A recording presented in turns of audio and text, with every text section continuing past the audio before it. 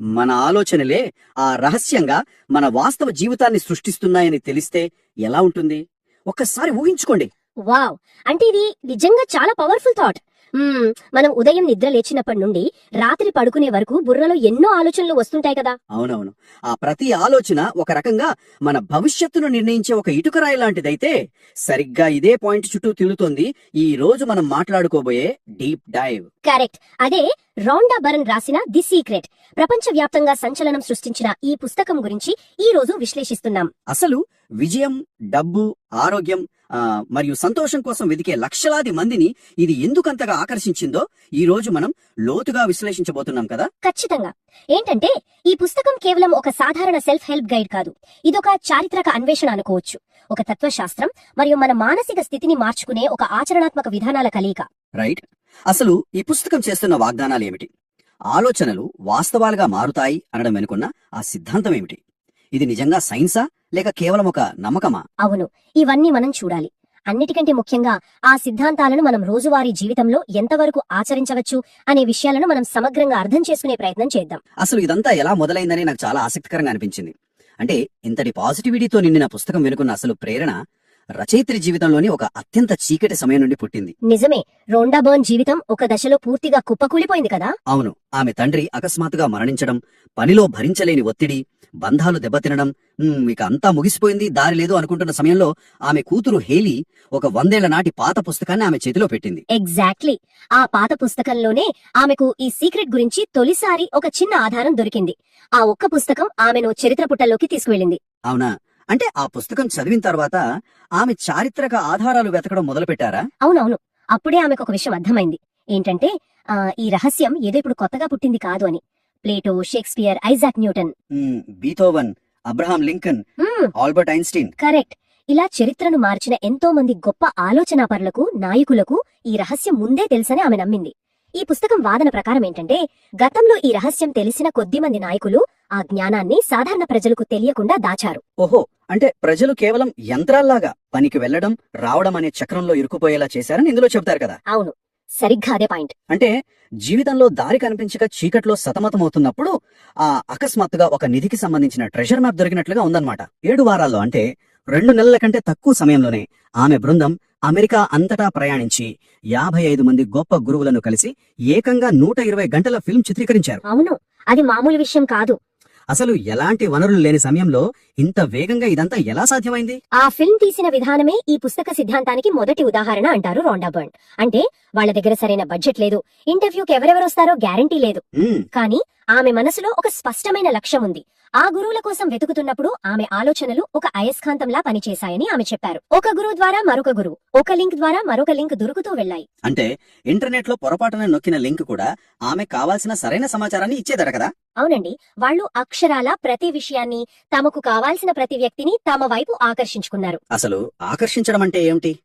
చరిత్రలోని గొప్పవారికి తెలిసిన, రౌండా బర్న్ అంత కష్టపడి ప్రపంచం ముందుకు తెచ్చిన ఆ లా ఆఫ్ అట్రాక్షన్, ఆకర్షణ సిద్ధాంతం వెనుక ఉన్న లాజిక్ ఏంటో కొంచెం విడమర్చి చూద్దాం. ఖచ్చితంగా. ఈ పుస్తకంలో మైక్ డూలీ అనే ఒక గురువు ఒక మాట అంటారు: ఆలోచనలే వస్తువులుగా మారుతాయని. Thoughts become things. ఇది వినడానికి చాలా బాగుంది, కానీ ఆలోచనలు వస్తువులుగా ఎలా మారుతాయి? భౌతికంగా ఇది ఎలా సాధ్యం? ఇది చాలా మందికి వచ్చే సందేహమే. ఈ పుస్తకం దీన్ని ఒక ప్రకృతి ధర్మంగా, ఒక విశ్వ నియమంగా వివరిస్తుంది. భూమికి గురుత్వాకర్షణ శక్తి ఎలాగైతే ఉంటుందో ఈ ఆకర్షణ సిద్ధాంతం కూడా అలాగే పనిచేస్తుందని చెబుతారు. ఓ, గ్రావిటీ లాగా అన్నమాట. అవును. 1912లో చార్లెస్ హానెల్ దీని గురించి రాస్తూ సృష్టి మొత్తం ఆధారపడి ఉన్న అత్యంత గొప్ప చట్టం ఇదే అని చెప్పారు. దీని మూలాలు ప్రాచీన బాబిలోనియన్ల కాలం నాటివి అంటారు. ఓకే, కానీ భౌతికంగా ఎలా సాధ్యం అనేదానికి ఈ పుస్తకం ఎలాంటి వివరణిస్తోంది? ఏంటంటే, మన ప్రతి ఆలోచనకు ఒక నిర్దిష్టమైన ఫ్రీక్వెన్సీ ఉంటుందని, అవి అయస్కాంత శక్తిని కలిగి ఉంటాయని వివరిస్తుంది. మీరు ఒకే విషయాన్ని పదే పదే ఆలోచిస్తున్నప్పుడు మీరు ఆ ఫ్రీక్వెన్సీని విశ్వంలోకి విడుదల చేస్తున్నారని దీని అర్థం. సో మనం ఒక రకంగా నడిచే టీవీ ట్రాన్స్మిషన్ టవర్ల లాంటి వాళ్ళం అన్నమాట. Wow, exactly. టీవీలో ప్రతి ఛానల్ కి ఒక నిర్దిష్టమైన ఫ్రీక్వెన్సీ ఉంటుంది కదా. మనం రిమోట్ తో ఏ ఛానల్ ఫ్రీక్వెన్సీని సెట్ చేస్తే ఆ బొమ్మలే తెరపై కనిపిస్తాయి. అలాగే మనం ఎలాంటి ఆలోచనలను ప్రసారం చేస్తే మన వాస్తవ జీవితంలోకి అలాంటి పరిస్థితులే రిఫ్లెక్ట్ అవుతాయా? ఖచ్చితంగా. మనుషులు మానవ ట్రాన్స్మిషన్ టవర్లు అనే పోలిక పుస్తకంలో కూడా స్పష్టంగా వాడారు. మనం ఒక ఆలోచన చేసినప్పుడు ఆ ఆలోచన విశ్వంలోకి ప్రసారం అవుతుంది.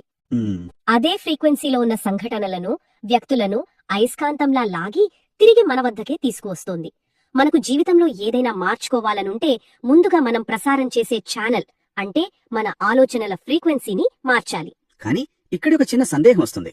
ఈ ఫ్రీక్వెన్సీ విశ్వం అనగానే ఇది కొంచెం ఆధ్యాత్మికంగానో లేదా మ్యాజిక్ లాగానో అనిపిస్తుంది. అవును, చాలా మందికి అలాగే అనిపిస్తుంది. దీన్ని మనం సైకలాజికల్ గా అంటే మానసిక శాస్త్రపరంగా చూస్తే ఎలా అర్థం చేసుకోవచ్చు? ఆలోచనలే వస్తువులుగా ఎలా మారుతాయో ఏదైనా లాజిక్ ఉందా? చాలా మంచి పాయింట్ లేవనెత్తారు. దీన్ని మాయాజాలంలా కాకుండా సైకాలజీ పరంగా చూస్తే దీని వెనుక రెటిక్యులర్ యాక్టివేటింగ్ సిస్టమ్ లేదా ఆర్ఏఎస్ అనే ఒక బ్రెయిన్ మెకానిజం ఉంటుంది. ఆర్ఎస్ అంటే అదేం చేస్తుంది? మన చుట్టూ ప్రతి క్షణం లక్షలాది విషయాలు, ఎన్నో అవకాశాలు జరుగుతుంటాయి కదా. మన మెదడు వాటన్నింటినీ ఒకేసారి ప్రాసెస్ చెయ్యలేదు. కాబట్టి మనం దేని గురించి ఎక్కువగా ఆలోచిస్తున్నామో, దేనికి ప్రాధాన్యత ఇస్తున్నామో వాటికి సంబంధించిన సమాచారాన్ని మాత్రమే మెదడు ఫిల్టర్ చేసి మనకు స్పష్టంగా చూపిస్తుంది. ఓ, అంటే ఒక ఫిల్టర్ లాగా పనిచేస్తుందన్నమాట. అవును. ఉదాహరణకు మీరు ఒక కొత్త మోడల్ కార్ కొనాలనుకుంటే అప్పటి వరకు మీకు కనిపించిన ఆ మోడల్ కార్లు రోడ్డు మీద అకస్మాత్తుగా ఎక్కువగా కనిపిస్తాయి కదా. అవును, నాకు కూడా చాలా సార్లు ఇలా జరిగింది. కార్లు రాత్రికి రాత్రే కొత్తగా పుట్టుకురాలేదు, కానీ మీ ఫోకస్ మారింది కాబట్టి మీ మెదడు వాటిని గుర్తిస్తోంది. ది సీక్రెట్ చెప్పే ఫ్రీక్వెన్సీ అనే దాన్ని మన సైకాలజీ భాషలో ఫోకస్ లేదా బ్రెయిన్ ఫిల్టరింగ్ అని చెప్పొచ్చు. మనం అవకాశాల గురించి బలంగా ఆలోచిస్తే ఎప్పుడూ అక్కడే ఉన్న అవకాశాలు మనకి ఇప్పుడు కళ్లకు కట్టినట్లు కనిపిస్తాయి. వావ్, అంటే ఇది మ్యాజిక్ కాదు, మన మెదడును మనం ట్యూన్ చేసుకునే విధానం అన్నమాట. అయితే మన బుర్రలో రోజంతా వేల సంఖ్యలో ఆలోచనలు వస్తుంటాయి. అవును, వస్తుంటాయి. వాటన్నిటిని నియంత్రించడం ప్రాక్టికల్ గా సాధ్యమేనా? దీనికోసం మనం రోజు ఆచరించగలిగే పద్ధతులు ఏమైనా ఉన్నాయా? ఖచ్చితంగా ఉన్నాయి. మన మైండ్ ఎప్పుడు ఇటు అటు తిరుగుతూ ఉంటుంది కాబట్టి దాన్ని ఒకే దారిలో ఉంచడానికి ఈ పుస్తకంలో దృశ్యీకరణ అంటే విజువలైజేషన్ అనే పద్ధతిని చెప్పారు. విజువలైజేషన్ అంటే పగటి కలలు కనడమా? కాదు. విజువలైజేషన్ అనేది కేవలం కళ్ళు మూసుకుని పగటి కలలు కనడం కాదు. మనకు కావాల్సిన లక్ష్యం ఇప్పటికే దక్కినట్లుగా మనసులో స్పష్టమైన పూర్తి వివరాలతో కూడిన చిత్రాలను సృష్టించుకోవడం. ఓకే. ఇక్కడ అత్యంత కీలకమైన విషయం ఏంటంటే ఆ కోరిక ఎలా తీరుతుంది అని అనవసరంగా భయపడకూడదు. అంటే నా దగ్గర డబ్బు లేదు కదా, ఆ ఇల్లు ఎలా వస్తుంది అని లాజిక్స్ వెతకకూడదంటారా? అంతిమ ఫలితంపై మాత్రమే దృష్టి పెట్టి ఆ లక్ష్యం నెరవేరినప్పటి ఆనందాన్ని ఇప్పుడే అనుభవించాలి. ముందే ఫీల్ అవ్వాలన్నమాట. అవును. ఇలా చేయడం వల్ల మన మెదడుకు మనం ఊహించేదానికి మరియు వాస్తవానికి మధ్య తేడా తెలియదు. అప్పుడు ఆ లక్ష్యాన్ని సాధించడానికి అవసరమైన మార్గాలను, ఐడియాలను మన మెదడు ఆటోమేటిక్ గా వెతకడం మొదలు పెడుతుంది. ఇది నిజంగా చాలా పవర్ఫుల్ టెక్నిక్. దీనికి తోడు ఇంకో పద్ధతి కూడా ఇందులో నాకు చాలా ఆసక్తికరంగా అనిపించింది. అదే కృతజ్ఞత అంటే గ్రాటిట్యూడ్. అవును, గ్రాటిట్యూడ్ చాలా ఇంపార్టెంట్. మనకు కావాల్సిన దాని గురించి అడగడానికి ముందే ఉన్నదానికి కృతజ్ఞతగా ఉండటం. ఇందులో బాబ్ ప్రాక్టర్ చెప్పిన ఒక పద్ధతి ఉంది కదా. ఉదయం లేవగానే ఒక బుక్ తీసుకుని నేనిప్పుడు చాలా సంతోషంగా మరియు కృతజ్ఞతతో ఉన్నాను ఎందుకంటే అని రాస్తూ ఆ తర్వాత మనకు భవిష్యత్తులో కావాల్సినవి ఇప్పటికే ఉన్నట్లు ఊహించుకుని రాయడం. అవును. అసలు ఇలా రాయడం వల్ల ఏం జరుగుతుంది? కృతజ్ఞత అనేది మన ఆలోచనల దిశను తక్షణమే మార్చేస్తుంది. చూడండి, సాధారణంగా మనుషులు తమ దగ్గర లేని వాటి గురించే ఎక్కువ ఆలోచిస్తుంటారు. ఆ లేమిపైన దృష్టి పెట్టినప్పుడు ఆ మరింత నిరాశను, లేమిని ఆకర్షిస్తారని పుస్తకం చెబుతుంది. కరెక్ట్. లేని దాని గురించే ఎక్కువ ఏడుస్తుంటాం. అవును. కానీ ఈ కృతజ్ఞత అనేది మన ఫోకస్ ని లేమి నుండి సమృద్ధి వైపు అంటే అబండెన్స్ వైపు మళ్లిస్తుంది. మన రాస్తున్నప్పుడు మన మనసు ఆటోమేటిక్ గా పాజిటివ్ ఫ్రీక్వెన్సీలోకి వెళ్లిపోతుంది. ఇంకో విషయం ఏంటంటే ది సీక్రెట్ ఫిల్మ్ తీస్తున్న సమయంలో రాండా బర్న్ టీమ్ కి నిధుల కొరత వచ్చినప్పుడు వాళ్ళు పానిక్ అవ్వలేదు. బదులుగా ప్రతిరోజు కృతజ్ఞతా భావంతో పనిచేయడం వల్ల ఆ సమస్యలను అధిగమించే ఐడియాలు వాళ్లకు తట్టాయి. ప్రాక్టికల్ గా వాళ్ళకు కూడా వర్కౌట్ అయిందన్నమాట. అవునండి. కృతజ్ఞత అనేది మన కోరికను వేగవంతం చేసే ఒక టర్బో చార్జర్ లాంటిది. ఈ సిద్ధాంతాన్ని వినడానికి బాగున్నాయి గాని ఇవి నిజంగా పనిచేస్తాయా అని ఎవరికైనా అనిపిస్తుంది. పుస్తకంలో చెప్పిన ఉదాహరణలోకి వెళ్తే మోరిస్ గుడ్మాన్ కథ గురించి ఖచ్చితంగా మాట్లాడుకోవాలి. అవును, ది మిరకిల్ మ్యాన్. ఆయన కథ చాలా ఇన్స్పైరింగ్. ఒక విమాన ప్రమాదంలో ఆయన వెన్నుముక పూర్తిగా విరిగిపోయింది. పక్షవాతం, కనీసం సొంతంగా శ్వాస తీసుకోవడం, మింగడం కూడా కష్టమైన పరిస్థితి కదా. అవును, డాక్టర్లు కూడా ఆయన బతకడం కష్టమన్నారు. అలాంటి స్థితిలో ఆస్పత్రి మంచం మీద కదలలేక పడి ఉన్న వ్యక్తి ఆ రాబోయే క్రిస్మస్ నాటికి తన సొంత కాళ్ల మీద నడుచుకుంటూ ఆస్పత్రి నుండి బయటకు వెళ్లాలని లక్ష్యంగా పెట్టుకోవడం అనేది అసలు ఊహకు కూడా అందని విషయం. నిజమే, డాక్టర్లు కూడా అదే చెప్పారు, ఆయన మళ్లీ నడవడం అసాధ్యమని. కానీ మోరిస్ గుడ్మాన్ బయట వాళ్లు చెప్పేది ఏమీ వినలేదు. తన మనస్సులో కేవలం ఒక్క దృశ్యాన్ని మాత్రమే పదే పదే చూసుకున్నాడు. తాను ఆరోగ్యంగా నడుచుకుంటూ ఆస్పత్రి నుండి బయటకు వెళ్తున్నట్లు, కేవలం మైండ్ తోనే నడుస్తున్నట్లు విజువలైజ్ చేసుకున్నారన్నమాట. అవును, ఆయన శరీరం కదలకపోయినా ఆయన మనస్సును, ఆ ఊహను ఎవ్వరూ ఆపలేకపోయారు. వాస్తవానికి ఇక్కడ డాక్టర్ బెన్ జాన్సన్ చెప్పే ఎనర్జీ మెడిసిన్ అనే పదాన్ని మనం ప్రస్తావించాలి. ఎనర్జీ మెడిసిన్ అంటే ఏంటి? ప్రతి కణానికి ప్రతి వ్యాధికి ఒక ఫ్రీక్వెన్సీ ఉంటుందని, మన ఆలోచనల ద్వారా ఆ ఫ్రీక్వెన్సీని మార్చవచ్చని పుస్తకం చెబుతుంది. దీన్ని వైద్య శాస్త్రపరంగా ప్లాసెబో ఎఫెక్ట్ లేదా సైకోసోమాటిక్ కనెక్షన్ అనొచ్చు. మనస్సు ఎంత బలంగా నమ్మితే శరీరం తనను తాను నయం చేసుకునే ప్రక్రియ అంత వేగవంతమవుతుంది. అంటే నెగటివ్ ఆలోచనలుంటే రోగం ఇంకా పెరుగుతుందంటారా? ఎగ్జాక్ట్ గా. నెగటివ్ ఆలోచనలు ఒత్తిడి హార్మోన్లను విడుదల చేస్తే, పాజిటివ్ ఆలోచనలు హీలింగ్ కు సహాయపడతాయి. మారిస్ గుడ్మాన్ విషయంలో జరిగింది అదే. ఆయన అనుకున్నట్లుగానే క్రిస్మస్ నాటికి నడుచుకుంటూ బయటకొచ్చారు. మైండ్ పవర్ కి ఇది ఒక అద్భుతమైన ఉదాహరణ కదా.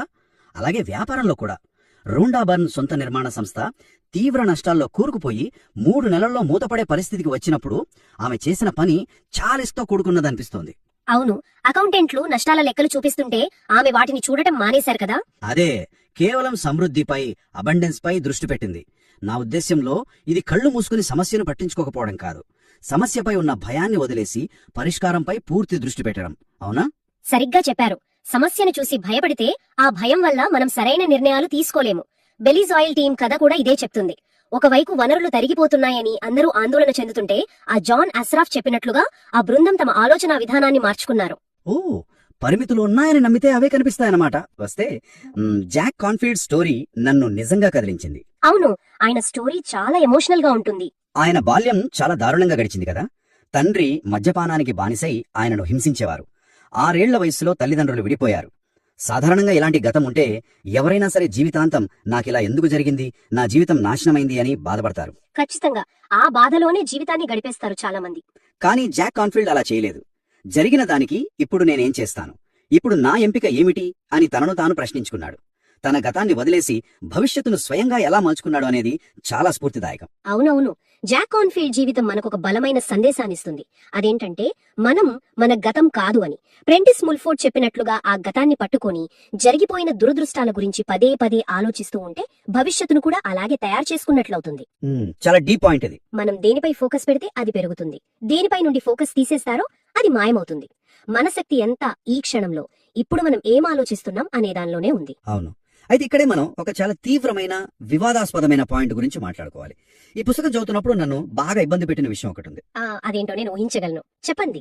లా ఆఫ్ అట్రాక్షన్ ప్రకారం మన ఆలోచనలే పరిస్థితులను ఆకర్షిస్తాయంటే, ఒక ప్రకృతి విపత్తు వచ్చినప్పుడు లేదా ఒక ఘోరమైన ప్రమాదం జరిగినప్పుడు అందులో ఎంతో మంది ప్రాణాలు కోల్పోతారు. ఈ పుస్తకం లాజిక్ ప్రకారం చూసుకుంటే ఆ బాధితులు ఆ ప్రమాదపు ఫ్రీక్వెన్సీలో ఉండటం వల్లే అది జరిగిందంటారు కదా. అవును, ఇది వినడానికి చాలా దారుణంగా ఉంది కదా. ఒకరి కష్టానికి, దురదృష్టానికి వాళ్లే కారణం, బాధితులే కారణం అని చెప్పడం ఏమాత్రం వాస్తవికమా? ఈ లాజిక్ కొంచెం హద్దులు దాటినట్లు లేదా? మీరు అడిగిన ఈ ప్రశ్న చాలా చాలా ముఖ్యమైనది. ఎందుకంటే ది సీక్రెట్ పై ప్రపంచ వ్యాప్తంగా ఉన్న అతిపెద్ద విమర్శ ఇదే. ప్రకృతి విపత్తులు, క్యాన్సర్ లాంటి వ్యాధులు లేదా ప్రమాదాలకు వ్యక్తుల ఆలోచనలే కారణమనడం ఖచ్చితంగా విమర్శలకు దారితీస్తుంది. మరి దానికి ఈ సిద్ధాంతం ఇచ్చే సమాధానం ఏంటి? దీన్ని మనం కొంచెం లోతుగా అర్థం చేసుకోవాలి. ఈ సిద్ధాంతం అసలు ఉద్దేశం బాధితులను నిందించడం కాదు, అంటే విక్టిమ్ బ్లేమింగ్ కాదనమాట. ప్రతి చెడు సంఘటనకు మనమే కారణం అని గిల్టీ ఫీల్ అవ్వమని శిక్షించడం కాదు. మరి ఏంటి ఉద్దేశం?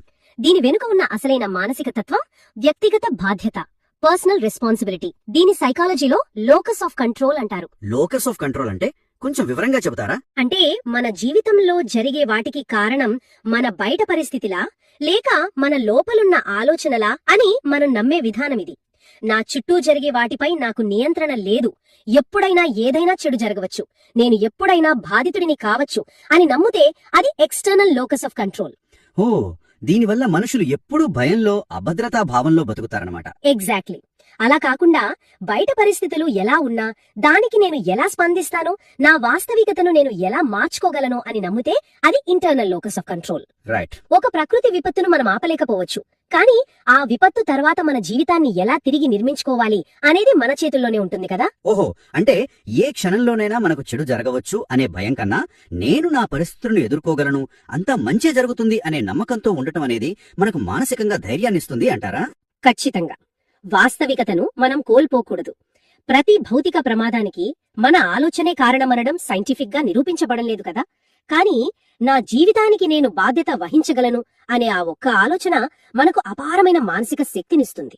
అవును, విక్టిమ్ లాగా ఫీల్ అయ్యే కన్నా ఇది బెటర్. అవునండి. మనల్ని మనం పవర్లెస్ గా, ఏమీ చెయ్యలేని నిస్సహాయులుగా ఫీల్ అయ్యే ఆలోచనల కంటే మన జీవితాన్ని మనం మార్చుకోగలం అని పవర్ఫుల్ గా ఫీల్ అయ్యే ఆలోచనలు చేయడం ఎప్పుడూ మేలు చేస్తుంది. ఈ పుస్తకం నుండి మనం తీసుకోవాల్సిన అతి పెద్ద పాజిటివ్ పాయింట్ ఇదే. అర్థమైంది. విమర్శలను పక్కన పెట్టి చూస్తే భయంతో బతకడం కంటే బాధ్యత తీసుకోవడం అనేది ఎప్పుడూ ముఖ్యం. సరే, ఇంతసేపు మనం సిద్ధాంతాలు మాట్లాడుకున్నాం కదా.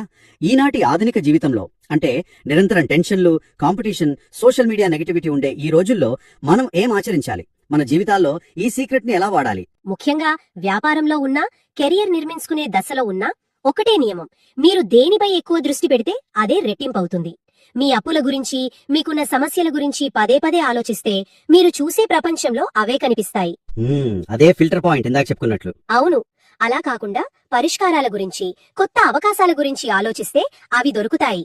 మీ గతాన్ని పట్టుకుని వేలాడకుండా ప్రస్తుత క్షణంలో మీకు ఏమి కావాలో దానిపై మాత్రమే దృష్టి పెట్టాలి. మీకు ఏమి వద్దో దానిపై కాదు. అంటే మనం సరైన దారిలో ఉన్నామా లేదా అని తెలుసుకోవడానికి మన ఫీలింగ్స్ అంటే మన ఎమోషన్స్ నే ఒక కొలమానం అనుకోవచ్చు కదా. ఖచ్చితంగా. మనకు కోపం, భయం లేదా బాధ కలుగుతోందంటే మనం మనకు వద్దనుకునే వాటి గురించి ఆలోచిస్తున్నామని అర్థం. ఎప్పుడైతే అలా నెగిటివ్ గా అనిపిస్తుందో వెంటనే ఒక మంచి పాట వినడమో, ఇష్టమైన పని చేయడమో, ప్రకృతిలోకి వెళ్లడమో చేసి ఆ ఆలోచనల ఫ్రీక్వెన్సీని మార్చుకోవాలి. భలే చెప్పారు. మీ ఆలోచనలు మీ ఫ్రీక్వెన్సీని నిర్ణయిస్తే మీ భావోద్వేగాలు మీరు ఏ దారిలో వెళుతున్నారో ఎప్పటికప్పుడు చెబుతాయి. మీకు బాధగా ఉంటే మీరు మరింత బాధాకరమైన విషయాలను ఆకర్షిస్తున్నారని అర్థం. అవును. మీకు సంతోషంగా ఉంటే మీరు మరిన్ని సంతోషకరమైన సంఘటనలను, వ్యక్తులను ఆకర్షిస్తున్నారు. కాబట్టి మన భావోద్వేగాలను గమనించుకుంటూ ఉండటం అనేది ఒక దిక్సూచి లాంటిది. ఇదంతా ఎవరి చేతుల్లోనూ లేదు, మన చేతుల్లోనే ఉంది. ఇది నిజంగా ఆలోచన విధానాన్ని మార్చే ఒక అద్భుతమైన ప్రయాణం. మనం ఏదనుకుంటే అది సాధించగలం అనే నమ్మకం ఒక గొప్ప బలాన్నిస్తుంది. అవునండి, చాలా ఇన్స్పైరింగ్ గా ఉంటుంది. ఇక ముగించే ముందు వినే వాళ్ళందరికీ ఒక చిన్న ప్రశ్న.